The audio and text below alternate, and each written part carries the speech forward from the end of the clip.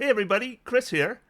So today I'm going to be going over the backgrounds in the new player's handbook, and normally I wouldn't bother with backgrounds. I mean, in the 2014 player's handbook, your background gave you 2 skills and then 2 either tool or language proficiencies, and then you could switch them around as you want. It said right in the book that, if you want different skills, just take different skills, no big deal.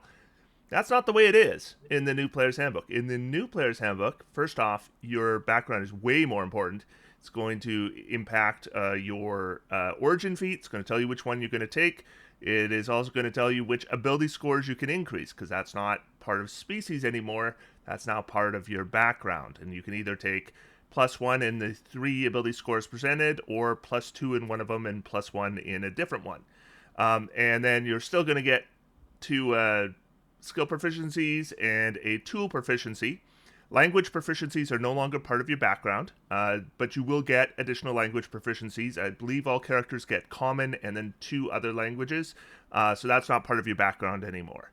And the reason why this is so important is because in the new player's handbook, there are no options for customizing your background, which means that you have 16 possible selections, and you pick one, and that's what you're stuck with.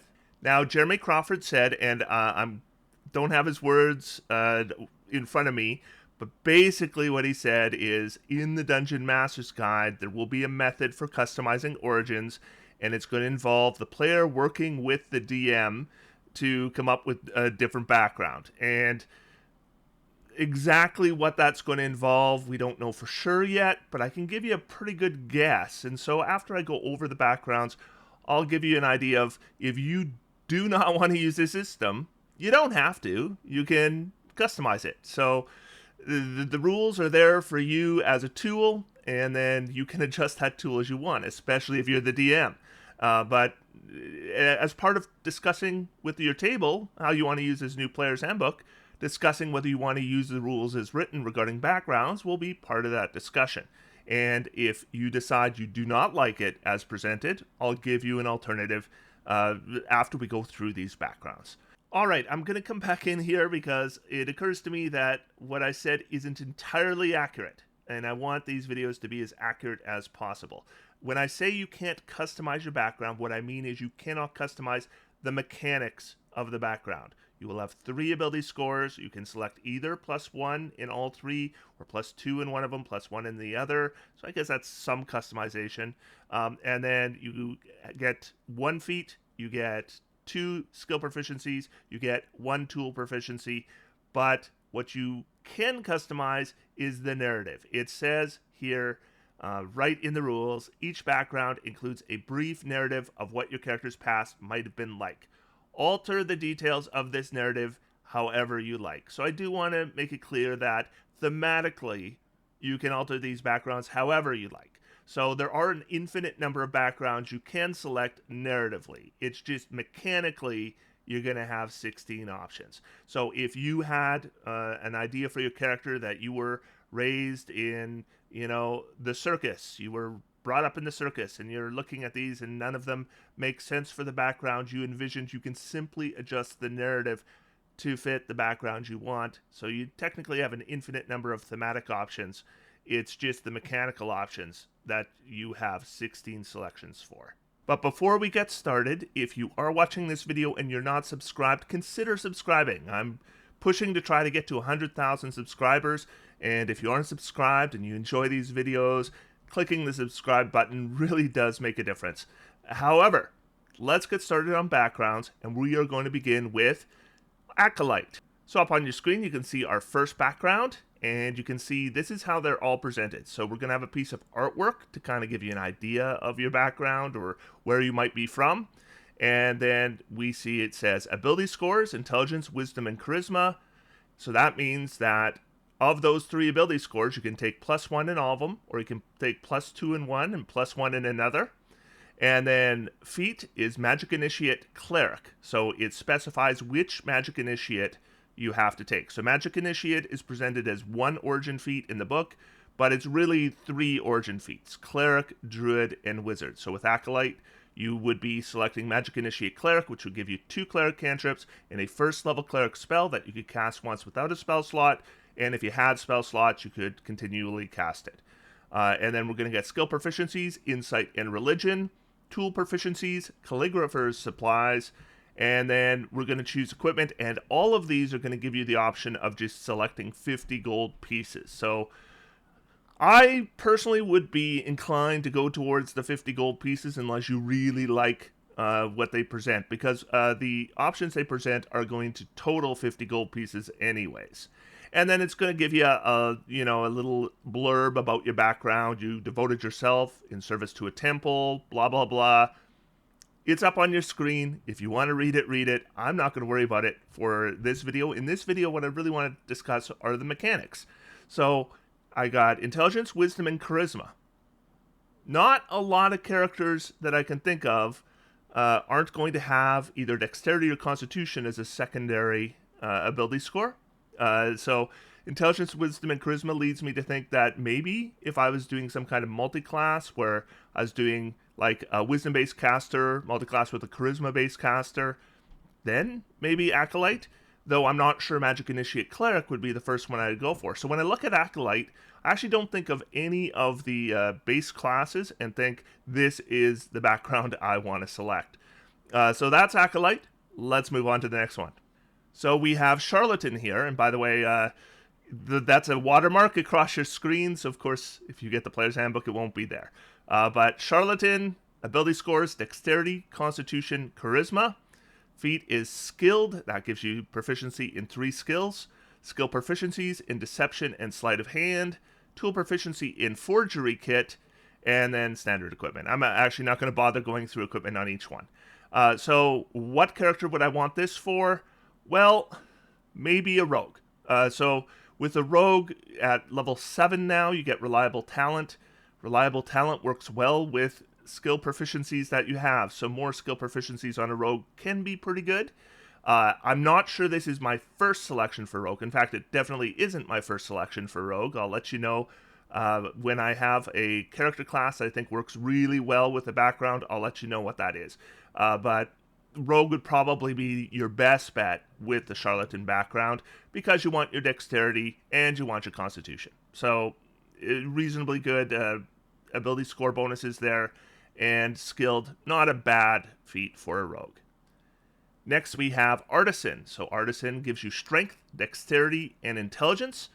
The feat is Crafter, skill proficiencies, investigation and persuasion, and tool proficiency, pick an artisan's tool.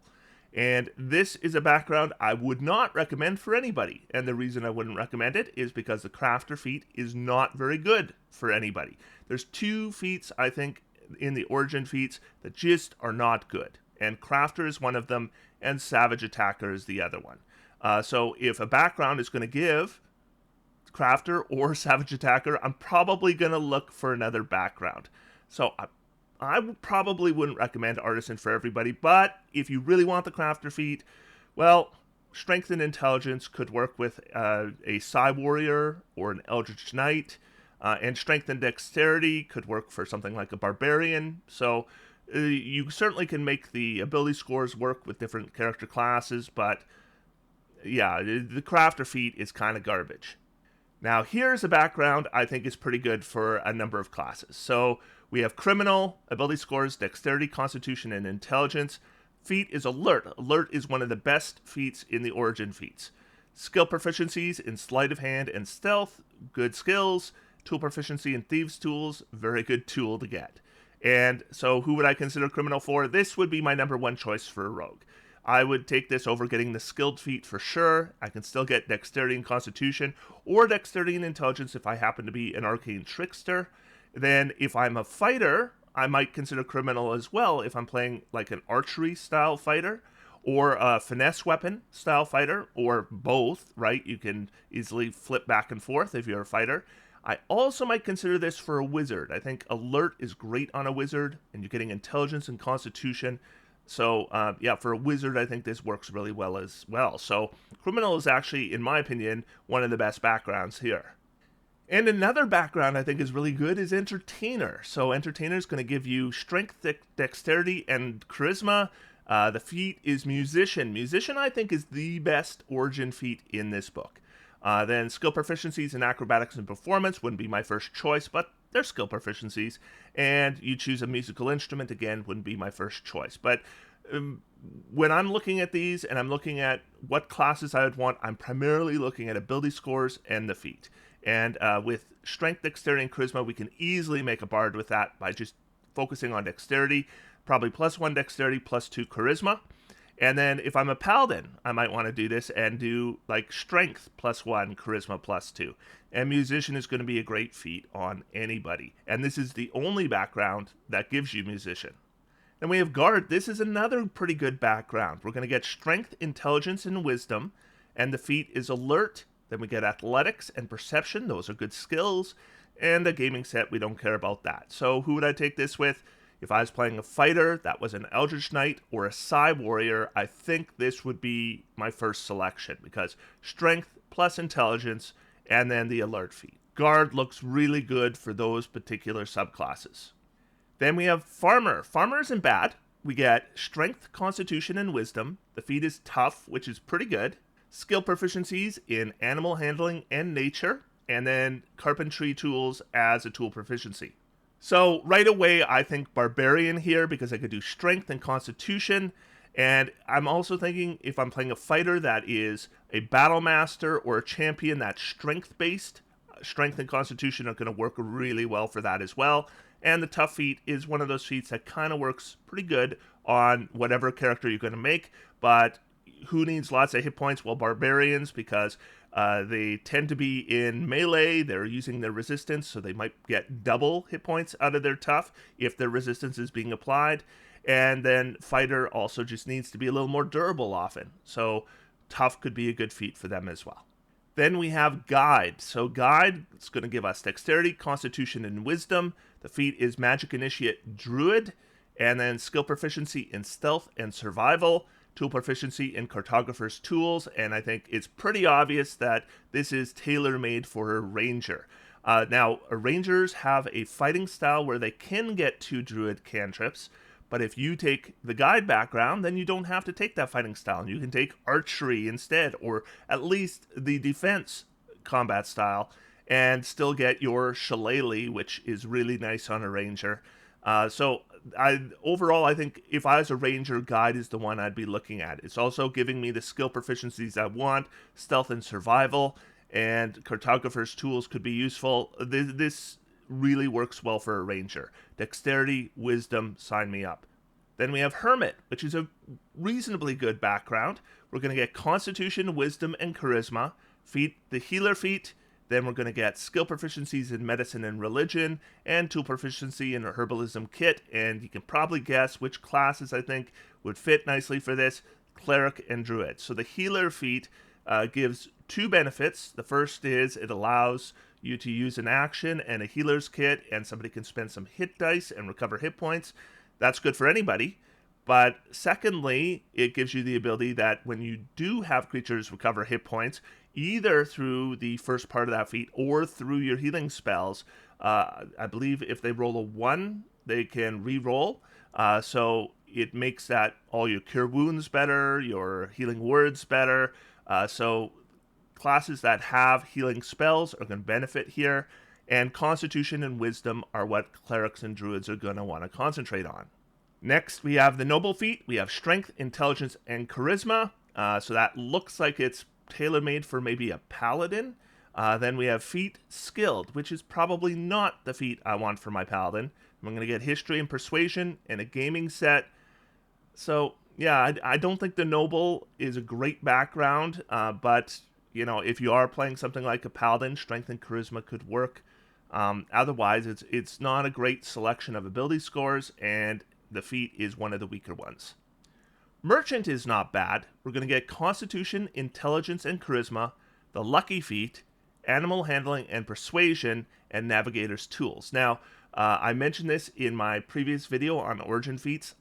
Don't be thinking that lucky is a fantastic feat anymore. They have made it worse, so that you have to expend your luck points before rolling. When previously you could, roll a 1 on your saving throw and then expend a lucky point to re-roll it. You can't do that anymore. So lucky's not nearly as good, but it's still not a bad feat. and then Constitution, Intelligence, and Charisma. So we're led towards Intelligence casters and Charisma casters. For me, I think we're looking at Charisma casters. Sorcerer and Warlock are both classes I'd be looking at Merchant with. Next, we have Sage. Constitution, Intelligence, and Wisdom as our primary scores. Then we have Magic Initiate Wizard. This is the only origin feat that gives you Magic Initiate Wizard. So if you want to access spells like Shield or Find Familiar, this is the origin feat you need to take. And then skill proficiencies in Arcana and History, and then Calligrapher's Supplies. If I was a Cleric, I'd be looking at this and getting Wisdom and Constitution. And if I was a Druid, I'd be looking at this for Constitution and Wisdom. So that Lucky was one option. Magic Initiate Wizard is another for Clerics and Druids. And I do think maybe you could make it work with Ranger. What you'd have to do is take the fighting style where you could take some Druid cantrips, get the Shillelagh cantrip so you can use Wisdom with it and really focus on Wisdom. Then maybe it could work for a Ranger, but you're not going to be so good at range. And I really want to get Magic Initiate Wizard if I'm playing like a Bard or a Paladin, but this really does not fit for those two classes. Constitution, Intelligence, and Wisdom, so you're not increasing your Charisma or your Dexterity or your Strength. So it makes it very difficult to select this background for some of the classes that really want that origin feat. Now, we have the Sailor. Strength, Dexterity, and Wisdom are our ability score options. The feat is Tavern Brawler. Tavern Brawler is really good if you want to focus on unarmed strikes. Skill proficiencies in Acrobatics and Perception, and tool proficiency in Navigator's Tools. And this seems pretty obvious to me. If I'm a monk, Sailor is going to be my first choice because Tavern Brawler is really nice on monks. If we wanted to make some kind of other unarmed combat character, maybe we could make this work with Strength. If we're playing a Dance Bard, this just isn't a good selection because you want your Charisma, and this doesn't give you Charisma. So Monk, I think, is just tailor fit for Sailor. Then we have Soldier, so we're going to get Strength, Dexterity, and Constitution. So that obviously is going to push you towards the martial classes, which it should for a background like Soldier, but look at the feat, it's Savage Attacker.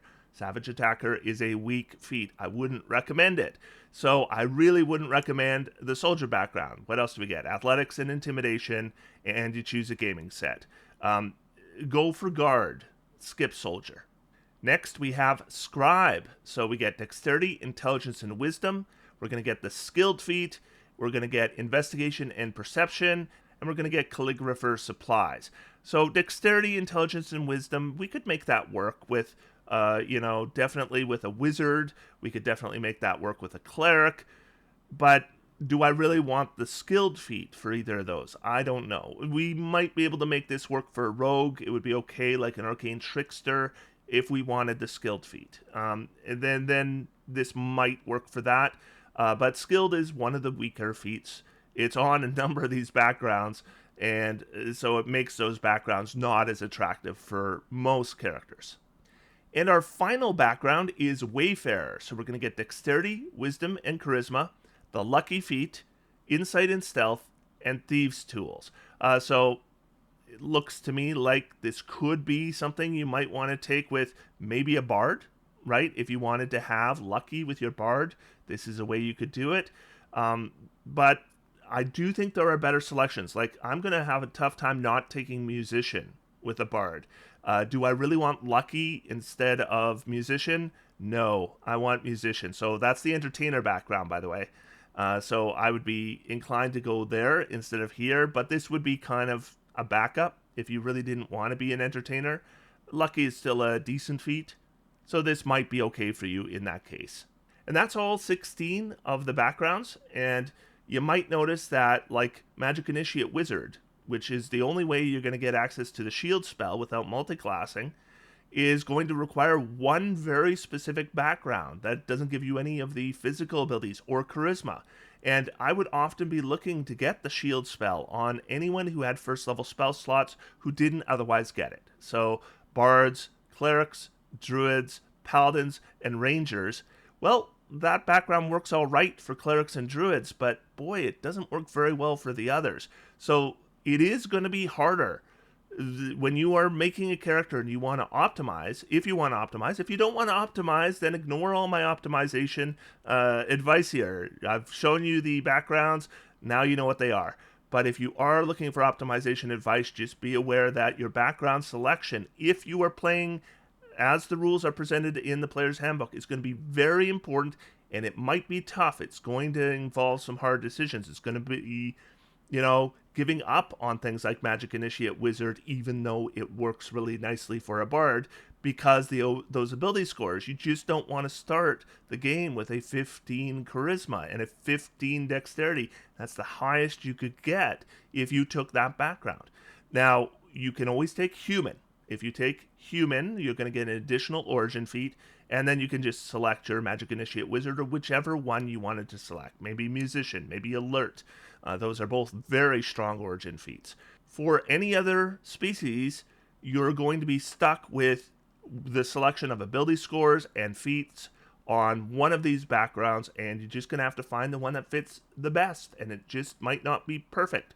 I spoke with Colby a little over a week ago, and he mentioned how he found that using this, he figured it would really hamstring him in terms of optimization. On the other hand, optimization partially is having restrictions and finding your best options within those restrictions. So I'm not against using this background system. It just means that I have one more area that I need to optimize that I didn't need to optimize before. Now, if you don't want to use this background system, what do I think they will likely do in the Dungeon Master's Guide? I think what they will say is that the DM and the player can come up with a new background. So the player might suggest to the DM, my character is from X background. And then with the DM's supervision, you're going to select 3 ability scores that make sense for it, an origin feat that makes sense for it, skill proficiencies that make sense for it, and a tool proficiency that makes sense for it.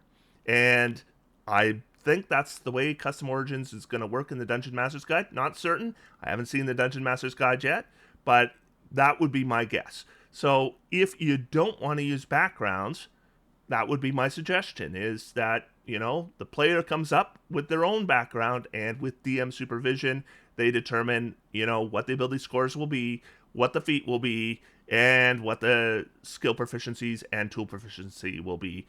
And it should work fine. Or if you want to be even more free about it, if you want it to feel more like the 2014 rules, do it without the DM supervision. Just say players can choose any 3 ability scores, they can choose any origin feat, they can choose any 2 skills, they can choose any tool proficiency, and that should still work fine. So if that's what you want to do, don't feel constrained, because the player's handbook doesn't tell you how to customize backgrounds. That's how you would customize them. I don't think we need the rules to spell that out. All we need is for the table to decide that's what they want to do. So I figured I should go over the backgrounds because they are pretty important to character creation in the new player's handbook if you play them as the rules are presented. So I do want to let you know what is coming in future videos. So in my next video, I'm going to start going over the general feats. There are a lot of general feats. Over 40 of them. So I will be splitting that into 3 different videos where I go over all the general feats. You're going to see every general feat in the player's handbook in these videos. I'm going to show them up on the screen with exact wording so that you can make your decisions based on exactly how they work. And then we will go over the fighting style feats after that.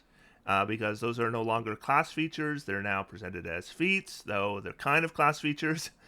And then we'll go over the epic boons, the epic boon feats. Those are the ones you get starting at level 19, and then you can get more after level 20.